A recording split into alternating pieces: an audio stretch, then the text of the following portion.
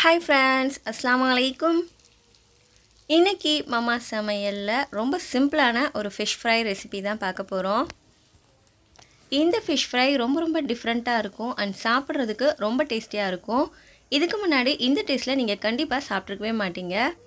So இதை செய்கிறதுக்கு ஒரு பிளேட்டில் 1 ஸ்பூன் மஞ்சள் தூள், 1 ஸ்பூன் மிளகாய் தூள், 1 ஸ்பூன் மிளகு ஜீரகத்தூள், 1 ஸ்பூன் கரம் மசாலா தூள் எடுத்துக்கோங்க. இது கூட 1 ஸ்பூன் உப்பு சேர்த்துக்கலாம்.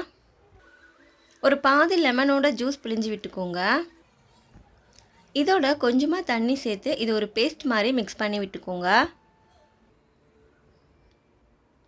இப்போ நல்லா க்ளீன் பண்ண மீன் எடுத்து இந்த மசாலாவில் பிரட்டி விட்டுக்கலாம். நான் இன்றைக்கி மீடியம் சைஸ் வஞ்சிரம் மீன் தான் எடுத்திருக்கேன். ஸோ எல்லா மீன் மேலேயும் இந்த மசாலாவை நல்லா விரவி விட்டுடலாம்.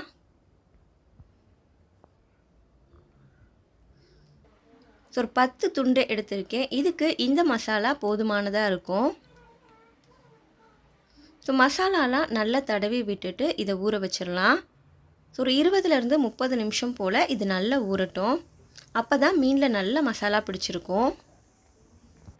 இப்போ பேனில் தேங்காய் எண்ணெய் சேர்த்துக்கோங்க. தேங்காய் எண்ணெய் தான் இந்த ஃபிஷ் ஃப்ரைக்கு ரொம்ப டேஸ்ட் கொடுக்கும். எண்ணெய் சூடானதும் இது கூட 1 ஸ்பூன் சோம்பு, கொஞ்சமாக கருவேப்பிலை, பச்சை மிளகாய் சேர்த்துக்கோங்க. இதெல்லாம் நல்லா பொரிஞ்சதும் இதோட ஒரு பல்லாரி வெங்காயம் கட் பண்ணி சேர்த்துக்கலாம். ஆல்ரெடி மீனில் நம்ம உப்பு சேர்த்துருக்கிறதுனால வெங்காயத்துக்கு தேவையான உப்பு மட்டும் சேர்த்து இதை லைட்டாக வதக்கி விடுங்க.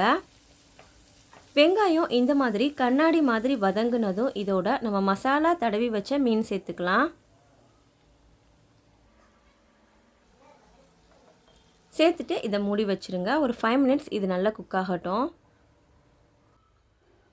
5 மினிட்ஸ்க்கு அப்புறமா இதை ஓப்பன் பண்ணி பார்க்கலாம். ஸோ ஒரு பக்கம் நல்லா வெந்துருச்சு. இப்போ இந்த மீன் எல்லாத்தையும் திருப்பி போட்டுடலாம். ஸோ எல்லா மீனையும் உடையாமல் திருப்பி போட்டுருங்க. ஸோ மறுபடியும் ஒரு 5 மினிட்ஸ் இது நல்லா வேக விட்டுருங்க. ஸோ வேக விட்டு எடுத்துட்டிங்கன்னா அவ்வளோதான், ரொம்ப டேஸ்டியான ஃபிஷ் ஃப்ரை. ஸோ இந்த மீன் எடுத்து அந்த வெங்காயத்தோடு சாப்பிடும்போது ரொம்ப டேஸ்டியாக இருக்கும். அண்ட் நம்ம தேங்காய் எண்ணெயில் செஞ்சுருக்கிறதுனால இதோட ஃப்ளேவரும் ரொம்ப சூப்பராக இருக்கும். ஸோ கண்டிப்பாக இந்த மாதிரி நீங்கள் செஞ்சு பார்த்துட்டு எப்படி இருந்துச்சுன்னு எனக்கு கமெண்ட் பண்ணுங்கள். இந்த வீடியோ உங்களுக்கு பிடிச்சிருந்தா லைக் பண்ணுங்கள். அண்ட் இதே மாதிரி வீடியோஸ் உங்களுக்கு பிடிக்கும்னா நம்ம சேனலை சப்ஸ்கிரைப் பண்ணி வச்சுக்கோங்க. நம்ம அடுத்து ஒரு சூப்பரான வீடியோவில் பார்க்கலாம். பை.